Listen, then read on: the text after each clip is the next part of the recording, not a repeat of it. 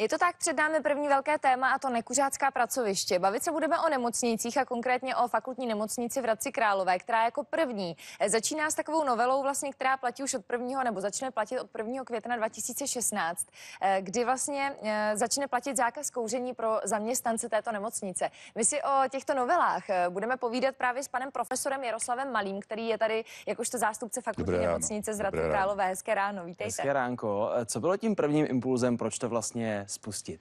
Víte, ono to nebyl první impuls. Těch impulzů bylo víc a spíše se řetězily po sobě. My jsme si udělali velice důkladný průzkum toho, proč lidé kouří ve fakultní nemocnici, kdo tam kouří, jaké skupiny lidí, jaké je rozložení, řekněme vědomostní rozložení těch lidí. A pak jsme se rozhodli na ředitelství, že spustíme projekt fakultní nemocnice bez kouření. A není to projekt ojedinělý, těch nemocnic je ve světě asi 1800, čili zapojili jsme se do řetězce takzvaných nekuřáckých nemocnic. U vás v nemocnici sice začne platit zákaz kouření, nicméně je tam pár míst s popelníky, která jsou vyhrazená pro kuřáky. Co bylo tedy cílem vlastně? Zakázat úplně kouření nebo vyhradit pouze právě ta místa, kde by kuřáci měli kouřit? Žádná prohibice nevymítí nějakou neřest, ať už je to alkohol nebo kouření. A celá ta akce se připravovala v postupných krocích celkem 6 měsíců. A my bychom rádi, kdyby měli jsme celkem 40 míst, kam nám kuřáci, jak zaměstnanci, tak pacienti chodili kouřit. A to mělo samozřejmě následky na zvýšení nákladu, třeba na úklid těch prostor. A proto jsme vymezili 8 míst, 8 vybetonovaných ploch s popelníky a varovnými nápisy, kde kuřáci mohou svoji vášeň ukojit a zároveň jsme jim, ale protože ta akce musí mít pozitivní dopad, my nechceme dělat jenom sankce, tak jsme jim nabídli, řekněme, pomoc v poradně pro odvykání kouření, takže snažíme se lidi přesvědčit, nikoliv sankcionovat. Teď to vlastně od 1. ledna funguje v podstatě na nečisto. Je to tak, že už jste zbudili tam nějaký jako rozruch ve smyslu, si dokážu představit, že kuřáka to může i naštvat, takovýhle zákaz v podstatě, nebo takováhle varianta, že nemůže v práci kouřit. Jaký to mělo dopad v tom reálu? On může v práci kouřit. To není akce proti kuřákům, ale je to akce proti kouření. A ta akce začala v podstatě 1. listopadu, kdy jsme upozornili, že něco takového spustíme.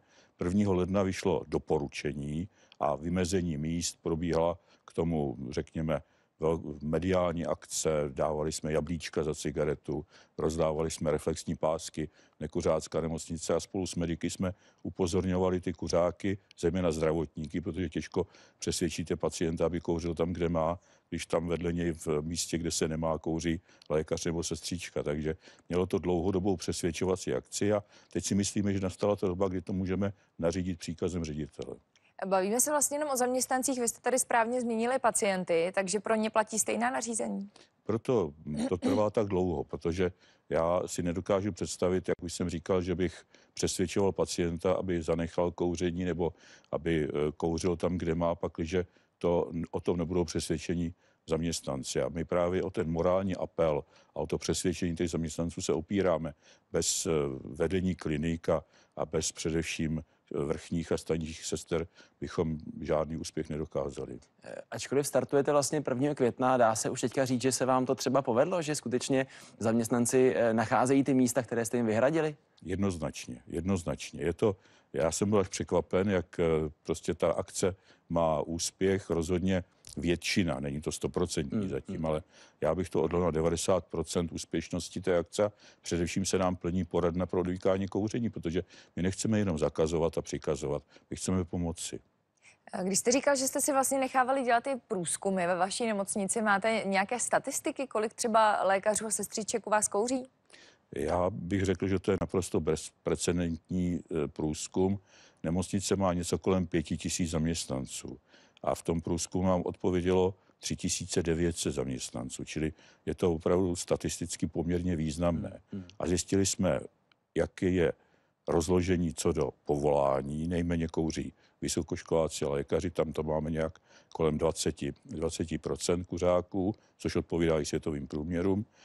Více kouří sestřičky, kolem necelých 50%, a nejvíce pomocné provozy, to znamená sanitáři, dělníci, šoféři kolem 70%.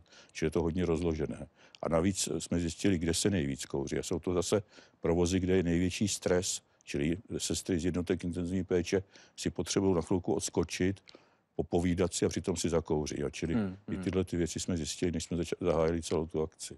No tak o tom si budeme povídat dneska ještě jednou. Čeká nás ještě jeden vstup, to bude v 7 hodin a 15 minut, takže děkujeme, že s námi snídáte jak vy, tak samozřejmě i vy u televizních obrazovek.